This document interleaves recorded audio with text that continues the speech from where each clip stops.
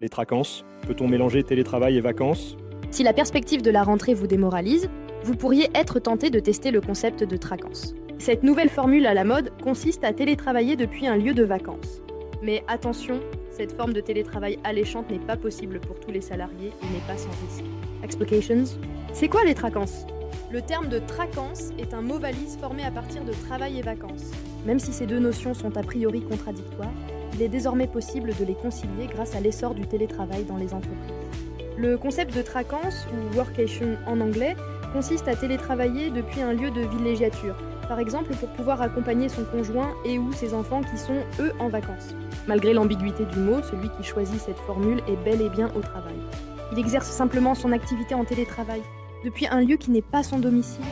Précisons tout de suite que toutes les entreprises ne le permettent pas, car même dans ce cas, la responsabilité de l'entreprise est engagée en ce qui concerne la sécurité du salarié.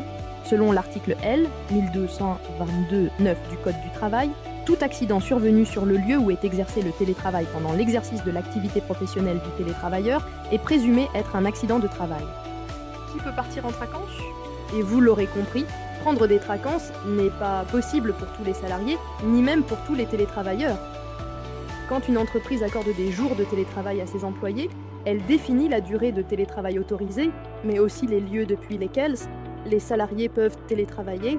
Il n'est pas toujours autorisé de pratiquer le télétravail loin de chez soi pour des questions d'assurance, de sécurisation des données et des réseaux, ou pour pouvoir, en cas de besoin, rejoindre ses collègues au bureau dans un délai raisonnable. Ce sont généralement les cadres, les travailleurs indépendants et les CSP+, qui profitent de la souplesse offerte par le télétravail pour prolonger leurs week-ends à la mer ou à la montagne, ou pour travailler depuis leur résidence secondaire par exemple.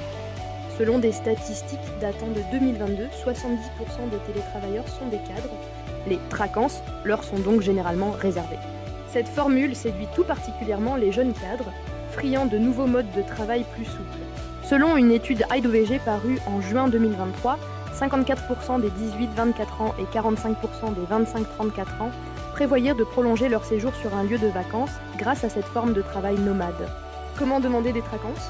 Puisque les traquances relèvent du temps de travail, vous devez bien sûr demander l'accord de votre employeur avant de partir télétravailler dans un lieu de villégiature.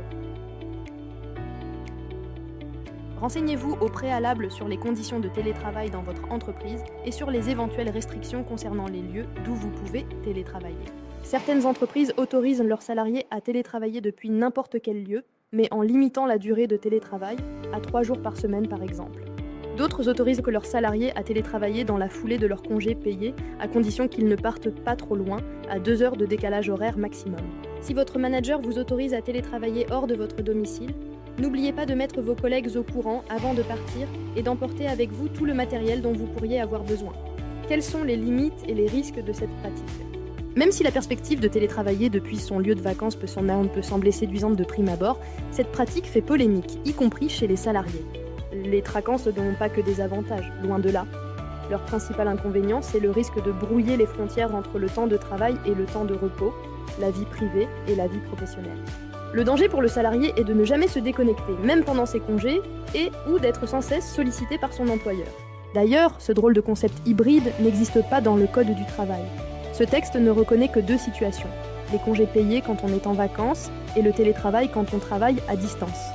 Selon la législation française, soit un salarié travaille, soit il est en congé, mais il n'existe pas d'entre-deux.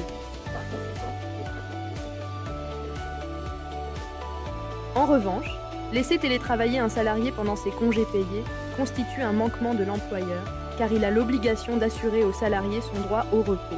Si l'idée de faire du télétravail dans un lieu de vacances vous tente, retenez que vous devez 1. Obtenir l'accord préalable de votre employeur. 2. Définir des frontières claires entre vos heures de travail et vos heures de loisirs. 3.